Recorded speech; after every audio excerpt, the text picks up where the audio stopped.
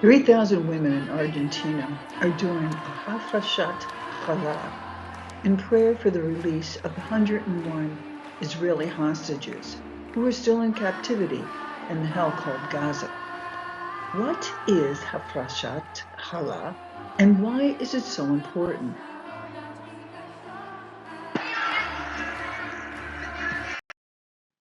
Challah is a special bread in the Jewish cuisine, typically braided and often enjoyed on Shabbat and Jewish holidays. Okay, I just want to try to explain one thing here. The CH, normally in English, is a ch sound like in church, but in Hebrew, it is pronounced as a hard H, as in Bach. So in this lesson, we use the XH for the letter Het, as in Challah. The word Challah also has another meaning rooted in Jewish tradition and law. The original biblical meaning, challah, is a portion of dough that women separated as an offering to God. This practice is mentioned in the Torah, where it is commanded that a portion of the dough, challah, be given to the priests. Today, the ritual of separating a small piece of dough, challah, before baking bread is known as the Hafrashat Challah, or the Separation of Xhallah. Okay, this is the origin of the Hafrashat Challah. Let's look at Numbers 17 to 21. The Lord spoke to Moses, saying, "Speak to the people of Israel and say to them, when you come into the land which I bring you, and when you eat the bread of the land, you shall present a contribution to the Lord. On the first of your dough, you shall present a loaf as contribution, like a contribution from the threshing floor. So you will present it. Some of the first of your dough, or the challah, you shall give to the Lord as a contribution throughout your generations." So these verses establish the practice of setting aside a portion of dough, or challah, as an offering, which is the basis for the tradition of the Hafrashat Challah. Now this is interesting. After the sin of the spies in Numbers 13, the separation of the challah as a tithe from dough became necessary for the Israelites to bring a blessing, to bring God's blessing into their homes. The prophet Ezekiel highlights this when he says, "You shall give the first of your dough to the priest, so that a blessing will rest upon your house." Okay, this is found in Ezekiel 44:30. The verse is a part of a larger prophetic vision of the future temple and the ideal service of God given to the prophet Ezekiel during the Babylonian exile. That was in the 6th century BCE. This practice has already been displayed when Elijah, helping the impoverished widow, commanded her to make him a cake with the little flour she had. Because of her obedience, the jar of flour in her house would not become empty during the remainder of the famine. You can find this in 1 Kings 17:13 to 14. The mitzvah of the Hafrashat Challah carries profound spiritual significance that goes beyond the mere act of separating a piece of dough. Here are a few key aspects to consider. Connection to the divine. Separating challah is a way to acknowledge that our sustenance and daily bread comes from God. By setting aside a portion, we recognize and thank God for providing us with the resources needed to bake and eat bread. Holiness and sanctification. The act of separating challah sanctifies the mundane activity of baking. It transforms a regular household task into a holy act, reminding us to bring holiness into all aspects of our lives, even the seemingly ordinary ones. Symbol of unity and generosity.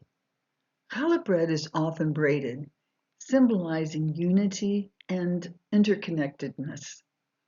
The mitzvah of separating challah encourages generosity and sharing, as the original intent was to support the priest who served the community. Reminder of the land of Israel. The commandment specifically mentions entering the land of Israel, so it serves as a reminder of the connection between the Jewish people and the land, reinforcing the bond with the ancestral homeland. The act of separating challah isn't just about the physical bread, but about the infusing everyday actions with spiritual intent, gratitude, and a sense of community. The mitzvah of the Hafrashat Challah involves a specific ritual and blessing. Here are the steps to perform the mitzvah. Preparing the dough. You need to use a dough made from one or more of the following grains: wheat, barley, rye, oats, or spelt. The dough should be made from a sufficient quantity of flour, at least approximately 1.2 kilograms or about 2.6 pounds. Reciting the blessing. Before separating the piece of dough, women recite the blessing that you will learn now. Baruch Ata Adonai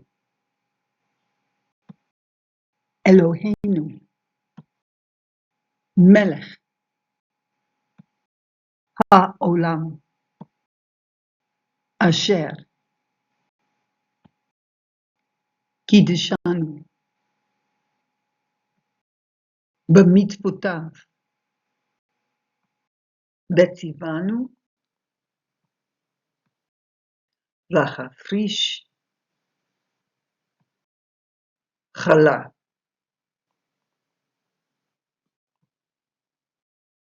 Baruch Ata Adonai Eloheinu Melech HaOlam Asher Kiddushanu B'mitzvotav Betzivanu Hafrashat Xhallah. After reciting the blessing, take a small piece of dough about the size of an olive and set it aside. This piece is called the challah portion.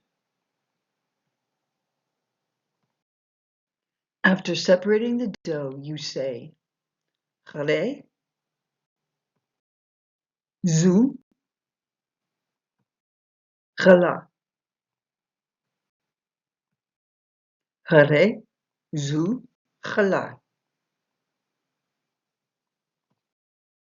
Traditionally, the piece of dough that has been separated as challah should not be eaten. In most cases today, it is burned to dispose of it, as it is not suitable for consumption due to the lack of a temple where it would have been offered.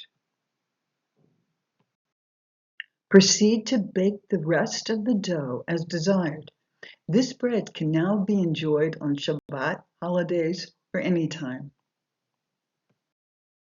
If you forget to separate the challah before baking, it can still be done afterwards, although it's preferable to perform the separation before baking.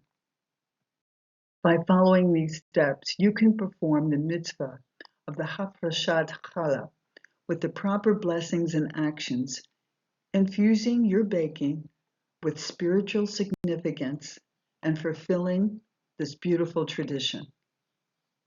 יהי רצון מלפניך, אדוני אלוהינו ואלוהי אבותינו, שמצוות הפרשת חלה תיחשב כאילו קיימתיה בכל פרטיה ודקדוקיה, וכמו תראי שזה לא בן רק, וכמו שלפנים והייתה זו לכפרת עוונות